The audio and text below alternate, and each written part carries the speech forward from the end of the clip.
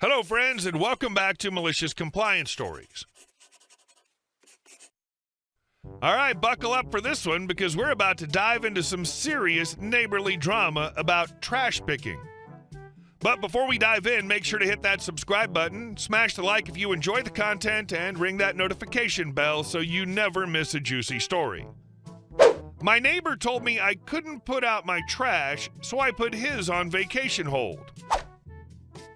So I rent a house with my husband and two of our friends. It's a 5-bedroom house. Rent is outrageous in our area, $2,400 for a 1-bedroom apartment, so we found this house for $3,000. Not a bad deal while we save up to buy a house. There are other houses in the neighborhood like this as well. Our next-door neighbors, their house is a 5-bedroom house, and they have 9 people living in their house. So it's chaos over there all the time. In our neighborhood, we can choose the trash company, so it just so happens that we have the same trash company as the next-door neighbors. Our trash company does like us to have the trash out by 7 a.m.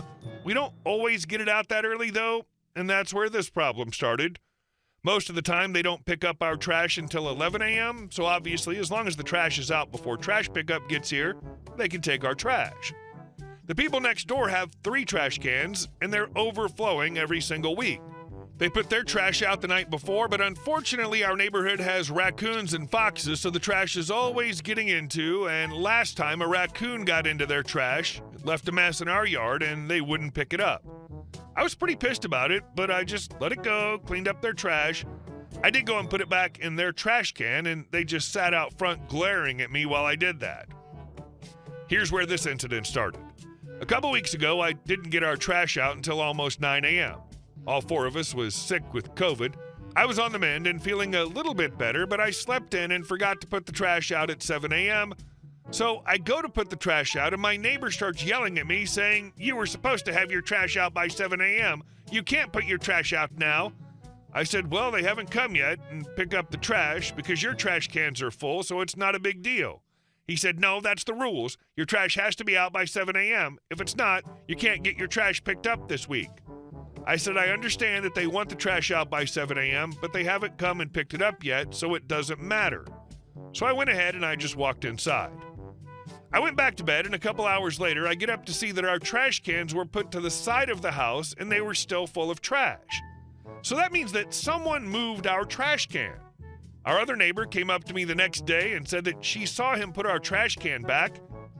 She didn't know the situation, so she wasn't going to butt in and tell him not to do that. Our neighbors are also very proud about their last name. They literally have a flag in their front window with their last name. So I called the trash company and said that I was Mr. So-and-so and I needed to set up a vacation hold for our upcoming pickup.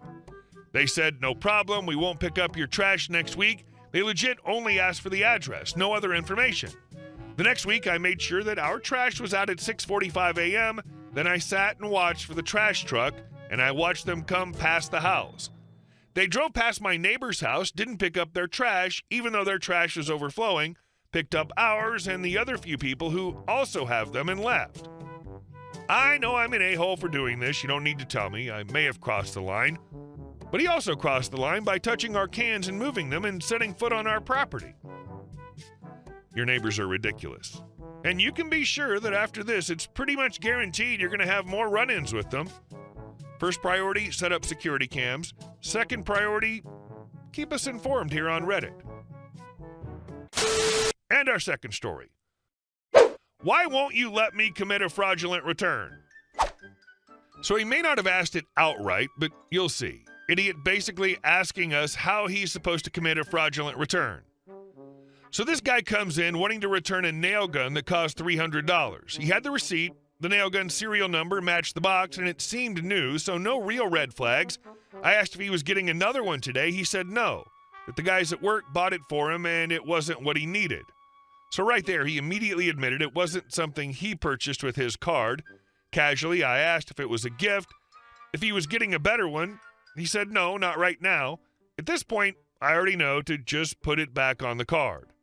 It's pretty common at our store for people who do this to always say they didn't buy it as a way to preemptively explain why someone else does in the cameras. Either way, I get to just casually talking to him while I finish the return, putting it right back onto the card. This is when he gets upset. Also, keep in mind when I asked if he was getting a new one, he said no because his story changes to managers. G equals guy, M equals me, HC equals head cashier, S equals supervisor. Me. All right, just need you to sign this, and $315 is returned back to the card. Guy. Will do, signs it. Me. Have a nice day. Guy. Still waiting. Me. Something else I can help you with? Guy. Yeah, the cash. Me. It was put back on the card. Guy. But it was debit. Don't I get cash back? Me. Not automatically. Guy. But how did you put it back on the card without me having the card? Me. We don't need to have the card anymore. Guy. Well, I need the cash. I told you I was getting another one. Me. Not going to correct him. Bad service to do so, and pointless as he denied anyways. Oh, I guess I got caught up in our conversation and forgot. Sorry. Guy. Okay, but I still need the cash. Me. Once it's been returned to the card, we can't stop it. It's already out of our system.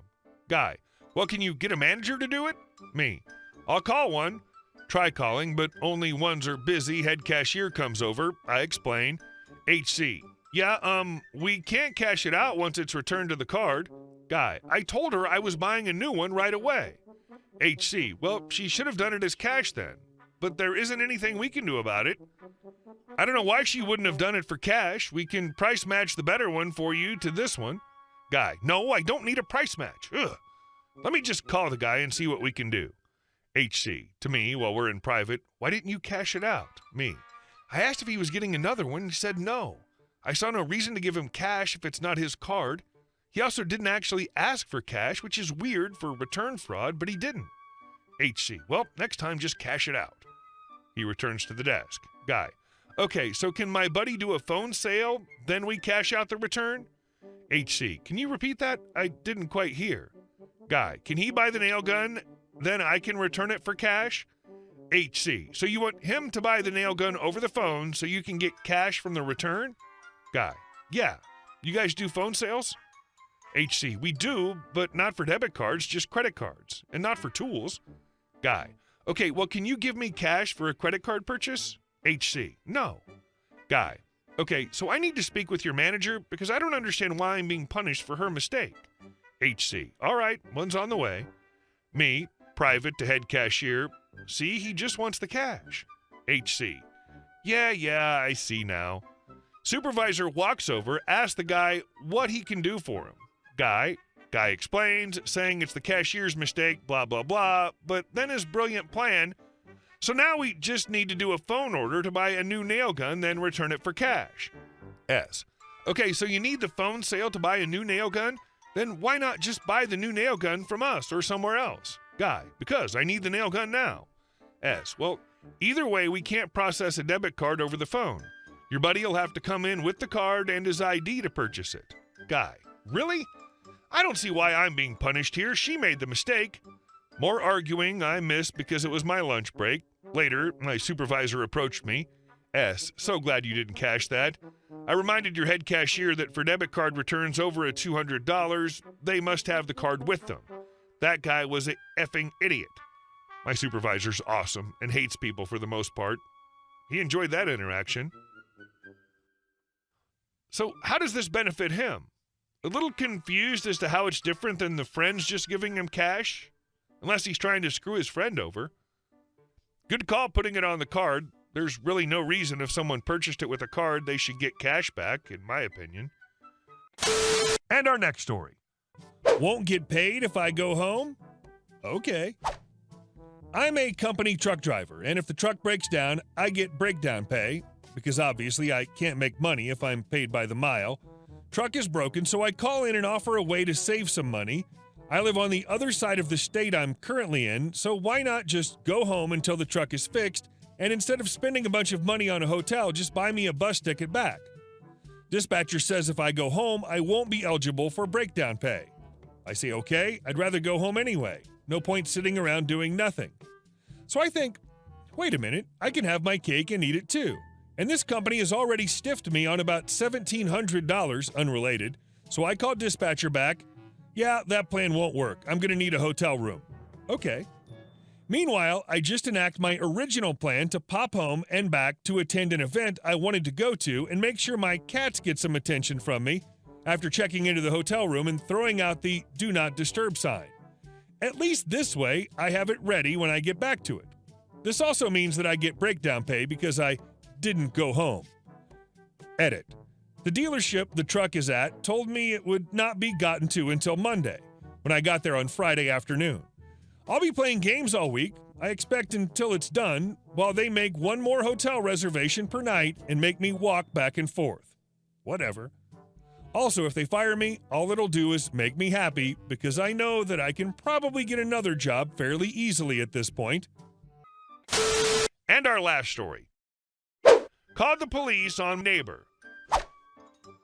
Okay, I realize this might make me sound completely crazy, but I absolutely hate chickens.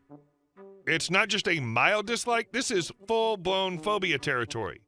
When I was a kid, I had a traumatic experience with a rooster that nearly cost me an eye. I needed surgery, about 20 stitches, and now I'm permanently scarred, both physically and mentally. Ever since then, I've had this deep-seated fear and honestly rage when it comes to chickens. So when I bought a house in the suburbs, I made damn sure to pick a town with an ordinance against keeping chickens. My realtor probably thought I was insane because one of my non-negotiable must-haves was no effing chickens. I mean, seriously, I wasn't going to compromise on this. I found a place I loved where I thought I could finally relax without worrying about rogue poultry. Then, just when I thought I was safe, I noticed my next-door neighbor building a chicken coop. Our houses are pretty close together with no fence in between us, so it's not like I can just ignore it. I asked my neighbor what they were doing, hoping against hope that maybe they were just into weird DIY projects. But no, they were planning to start keeping chickens. I politely asked them not to, explaining my situation, but they were polite yet firm in their response. They promised to keep the chickens in their yard, which, let's be real, without a fence, how's that even possible? But basically, they told me to pound sand and that it wasn't any of my business. I get it, I really do. If someone told me I couldn't have a dog, I'd tell them to shove it too. But here's the thing, I would never move to a town where dogs were banned, and this town has an ordinance that explicitly forbids keeping chickens. I tried to keep my cool, but I knew I couldn't just let this slide. It's not just about the noise or the mess, it's about the anxiety and fear that come flooding back every time I even think about chickens. So I called code enforcement and reported them. I didn't want to be that neighbor, but they left me no choice. The town's rules are the town's rules, and they're in place for a reason. If my neighbor wanted to live out their small farm dreams, they should have picked a more rural area. So now it's in the hands of the authorities. I feel a bit like the villain in this story, but at the end of the day, I just can't live next to chickens. I'm not here for their backyard farming experiment, especially when it's against the rules, and if it comes down to it, I'll make sure those chickens never see the light of day in this neighborhood. Hey guys, thank you all for watching the video. I'll see you in the next one.